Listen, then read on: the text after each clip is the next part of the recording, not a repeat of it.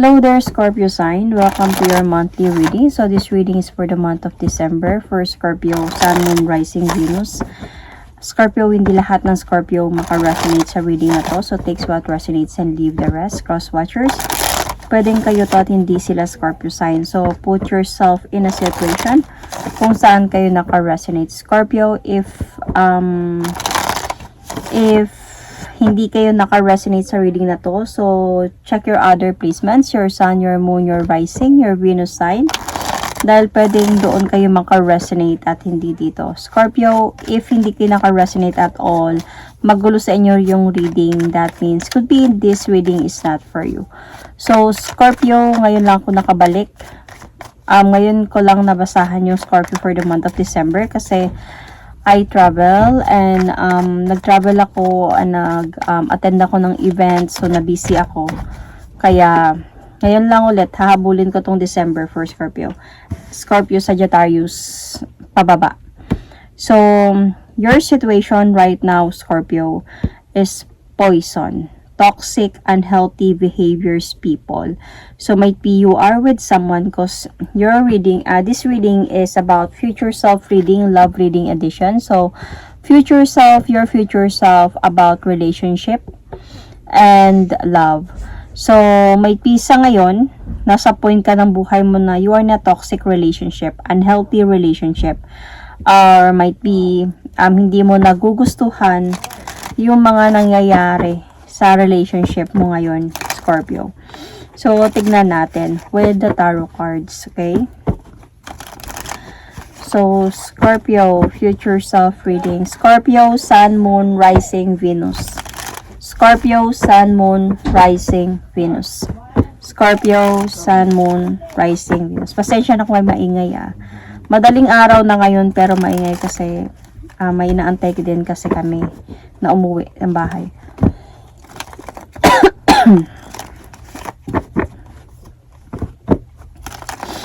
So, let's see. Scorpio. Hindi ko lang alam kung naririnig ninyo yung ingay, pero naririnig ko kasi. Kaya, baka naririnig ninyo and madidisturbo kayo sa ingay.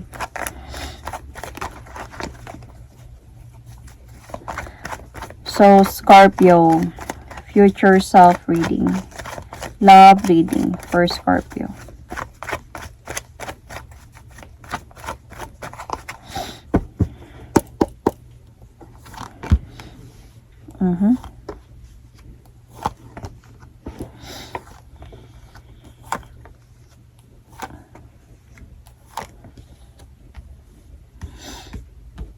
So, where you are, what are you like right now, Scorpio? So, Scorpio, I think nasa in a relationship ka. And I think, Scorpio, you are in love with someone, yet yung relationship niyo ng person was very challenging. Nasasaktan ka. Might be may nangyayari ditong betrayals. And parang dahan-dahan kayo nawawasak ng person na to, Scorpio.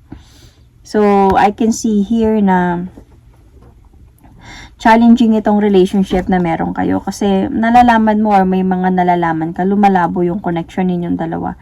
May mga clarities kasi dito, Scorpio. Might be feeling ko, this is also someone from the past na nai-involve dito sa relationship ninyo. Itong person kasi na to, bakit toxic, unhealthy behaviors could be poison? Kasi feeling ko, itong person na to is like parang nag-o-offer siya sa'yo ng love, nandyan siya, hindi siya umaalis, pero gumagawa siya ng kasalanan. Kumaga, pwedeng may asawa siya, meron siyang kinakasama, o may someone siya, and nandyan ka din. Kumaga, ayaw kanyang bitawan, pero hindi niya naman binibitawan yung sa isa. So, parang nilalaso niya yung utak mo. Pinapaniwala ka sa mga bagay na magkakaroon kayo ng future together. So, I think on your part, Scorpio, nanghihina ka dito kasi alam mo could be yung totoo kasi Scorpio maano ka ikaw yung tao na marunong ka makiramdam. You are a water sign. So meron ka talagang personality na madali ka makiramdam sa mga bagay-bagay. So, either alam mo to, or naramdaman mo to na something's wrong. And kasi nasasaktan ka na dito eh. And yung relasyon ninyo, dahan-dahan na talaga siyang nawawasak. Lumalabo na siya. Pero nandyan pa din siya sa'yo. Nag-o-offer pa din siya sa'yo ng love, na pinapapaniwala ka pa rin niya sa mga bagay-bagay. So, this is where you are right now. So, in the future, so your future self, like, in the future, feeling ko on your part, mag-decide ka dito in the future. Feeling ko magkakaroon ka ng mga different options pagdating sa decision. Could be, kasi parang may pagpipilian dito in the future eh, sa side mo. So, this is your future self, like, I think yung magiging decision mo dito is either to stay with this person or to move forward, to be single, and to move forward towards your goals. Kasi mako-confuse ka dito sa mararamdaman mo. Magkakaroon ka dito ng unsureness. Bakit? Kasi nga, di ba sabi ko, nilalaso ng person mo yung utak mo. Pinapaniwala ka niya sa mga bagay o pinapaasa ka niya sa mga bagay na hindi ka din even sure na mangyayari to dahil sa kung ano man meron sa kanya. So, itong person na to kasi, even might be in the future, kailangan mo talaga ng magdesisyon. Pero maguguluhan ka sa decision mo. Hindi mo alam kung sino yung pipiliin mo. Either yung freedom mo, yung sarili mo, o yung person mo na magkaayos kayong dalawa.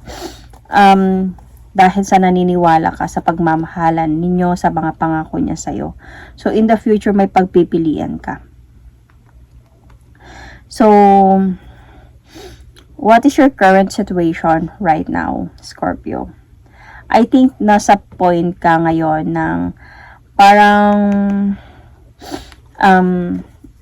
you are in love with this person and you wanted a commitment with this person. Even nasa point na toxic na yung mga nangyayari sa relationship ninyo. You really want na kayo yung magkatuluyan ng person na to, Scorpio. Ito yung mahirap kay Scorpio kasi hindi madali kay Scorpio ang bumitaw, lalo na pag mahal talaga nila yung isang tao. Nahihirapan silang bumitaw. Si Scorpio kasi kaya niyang magtiis, kaya niyang magpatawad. Hindi lang siya bibitaw dahil sobrang mahal niya yung relasyon niya, yung person na yon, and gusto niya sa anumang mangyari, sa hulit-huli, siya pa din yung mananalo. Parang ganun. So, what is your current situation right now? Are you struggling? I think meron ng clarity sa'yo about past person. Itong past person na to, I just really don't know if they are married or live-in lang to, just someone past girlfriend, past relationship.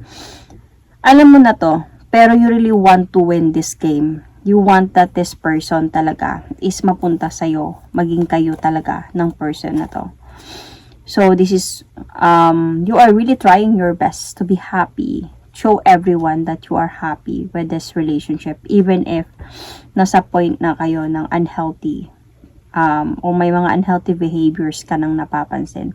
Even sa sarili mo, Scorpio, dito. Jealousy, you know. So, what you should spend less time on so you can evolve as a person. You need to spend less time on, I think, yung bang parang expecting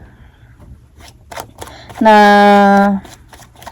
mabalik pa kayo sa dati ng person na to. Like, kung ano man yung mga pangako niya before, ano man yung mga happiness, excitement before. Kasi right now kasi parang nasa point na kayo ng challenging na eh. Nasasaktan ka na. So, you need to spend less time on expecting na mababalik pa to sa dati.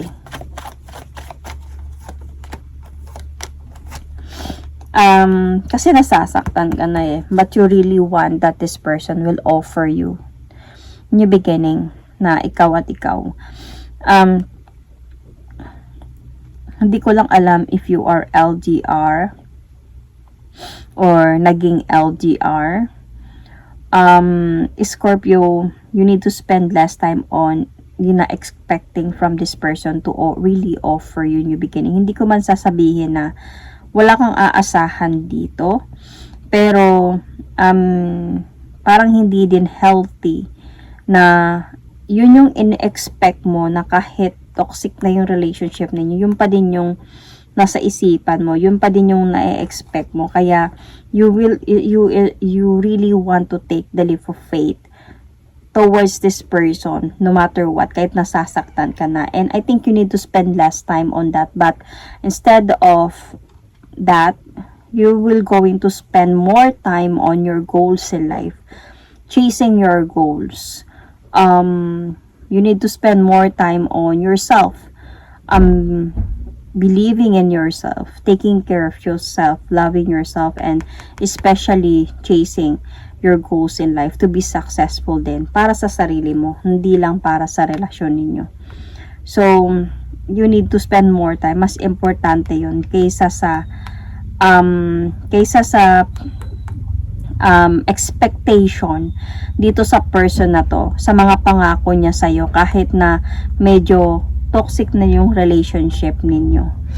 So, what you should remember to do so, you can set yourself up in the future. So, you should remember that, let's see. I think you need to observe more. You should remember to observe more or sneak around. Wag lang masyadong magtiwala, and parang okay lang yan, wala yan ginagawa. Naniniwala ako sa sinasabi niya. Ito kasi yung sinabi niya, kaya ito yung paniniwalaan ko. So, I think you need to observe more in silence to know the truth about this person. So,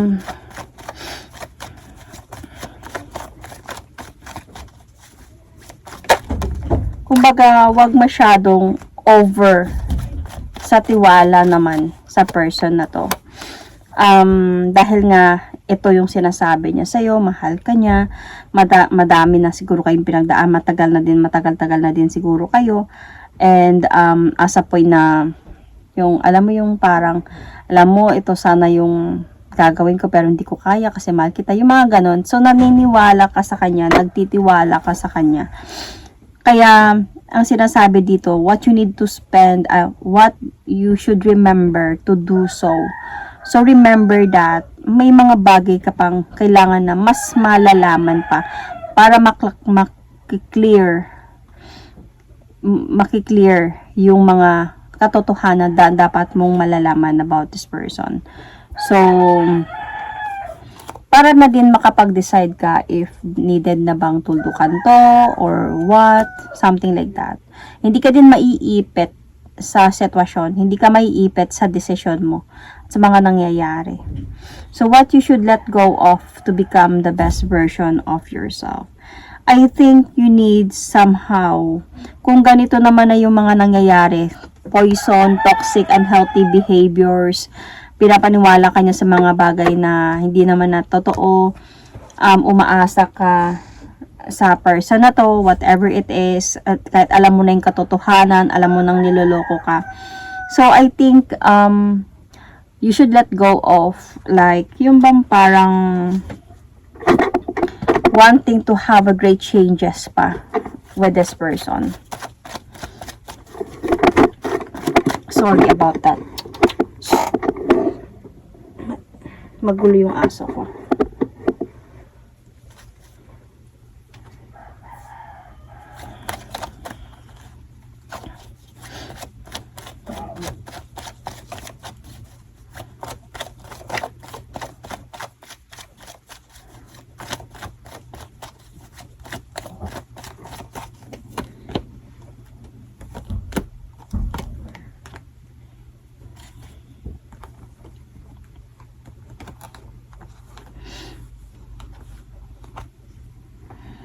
So,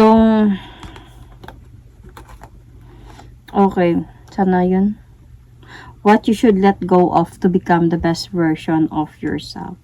So, you need to let go of this. You need to heal from this. You need to put this in a balance. So, kailangan meron talaga dito. Kailangan talaga yung bang parang i-rule mo yung honesty and sincerity sa relationship na to. not just believing kung ano yung sinasabi niya sa'yo. So, more on mag-focus ka talaga.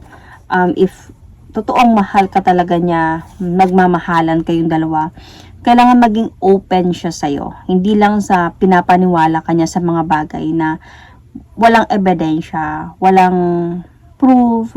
Yeah, ebidensya, proof, pareho lang. So, parang hindi niya, walang total effort talaga, basta naniniwala ka lang sa sinasabi niya. Kasi ito yung poison, nilalaso na kasi yung utak mo. Kumbaga, naniniwala ka na sa mga sinasabi niya, kahit kasinungalingan niya, na kasi mahal mo nga yung person na to. So, hindi na din, kahit hindi na healthy yung mga behaviors na ginagawa niya, naniniwala ka pa din sa kanya dahil sa sobrang pagmamahal mo para sa kanya. So, you need to let go of this instead of kailangan mong maghilom to heal and to, sabi ko nga, mas ito sa relasyon na meron kayo is mas idadaig mo yung sincerity and honesty dito. Balance connection. Dapat fair kayo. Hindi lang dapat siya yung palaging nasusunod or siya yung palaging may alam. Siya yung palaging nag-explain. Ikaw is naniniwala at naniniwala ka lang sa mga sinasabi niya. So, kahit masakit na, kahit hindi na tama, kahit gusto mo na magreklamo, sige lang dahil sa, ito yung gusto niya, ito yung pangako niya eh. Alam kong gagawin niya to kasi alam ko mahal niya ako. Kasi sinabi niya. So, what does your future self want to give you credit for?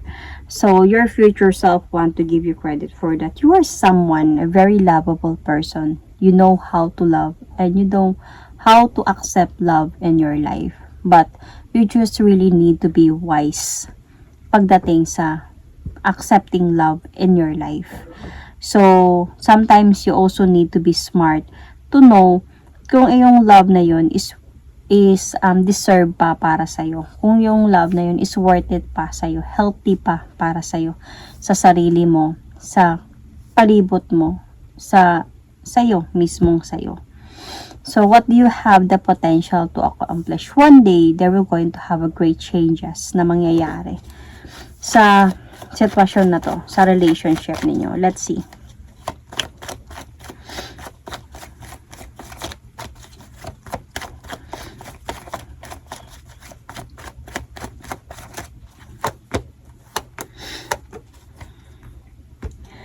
So, Scorpio, one day, mapapagod ka din sa ganito sitwasyon. I think mismo yung person na to ang magka-cut off ng relationship ninyo. Madja-juggled kasi to siya eh. 'Di ba sabi ko may past person involved dito. Madja-juggled na to siya, minsan dito sa'yo, minsan dun sa isa. Mas lalo na tong magbibigay sa inyo dalawa ng stressful thoughts. Hindi makakatulog sa gabi hanggang sa mapagod na.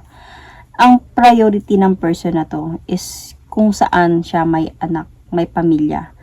Yun yung responsibility niya. And yung decision niya pa din is doon.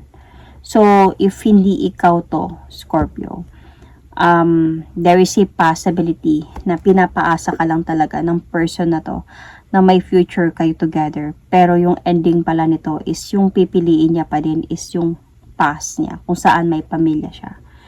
So, one day, siguro feeling ko, in the future, mangyayari na din to sa'yo. Para na din sa kakabuti sa'yo. Masasaktan ka man. Pero, these great changes na din to na mangyayari sa'yo for you to move forward, for you to learn the lessons, and for you to have a great new journey na din ng love life mo in a way. So, ma-accomplish mo yung future na gusto mo na mangyari about your relationship once na you learn from your lessons sa relationship na to. Gagawa ng paraan si God or ang universe to remove you from this toxic, poisonous relationship. And it's not easy because mahal mo talaga tong person na to. And hindi to sabihin na mangyayari to siya just for months, weeks. There is a possibilities, mga years, and sa loob ng years na yon marami pang mga kawirduhan na mangyayari sa relationship ninyo na para bagang magsasabi na sa'yo, ito na to, pinipinch ka na or pinupoke ka na ng universe. Gumising ka na, mag-learn ka na ng lessons mo. Ito na to. Tapos, hindi ka makikinig kasi nga, mahal mo yung person na to. And then, another way, magpupoke na naman sa yung universe. Ano ka ba? Gumising ka na, mali na yung mga nangyayari. Until sa point na siguro si universe na mismo yung magre-remove ng person na to sa buhay mo. It's painful, but malaking changes din na maganda na mangyayari sa buhay mo to in the future. So, Scorpio, you might be dealing with an Aquarius, a Leo, an Aries. Could also be Cancer, Pisces, or same Scorpio like you, Gemini. I can see also a Capricorn, Gemini. Maraming Gemini ako nakikita dito, and an Aries. Could be Libra. Okay. You might have Scorpio. Yeah, you might have Libra in your chart, or you might have Aries, Sagittarius in your chart, Leo, or water signs in your chart like Scorpio, Scorpio, may mga Scorpio, fully Scorpio or Cancer or Pisces. So that is my reading for you, Scorpio, for the month of December. I will going to pull an oracle card, a message from the oracle card.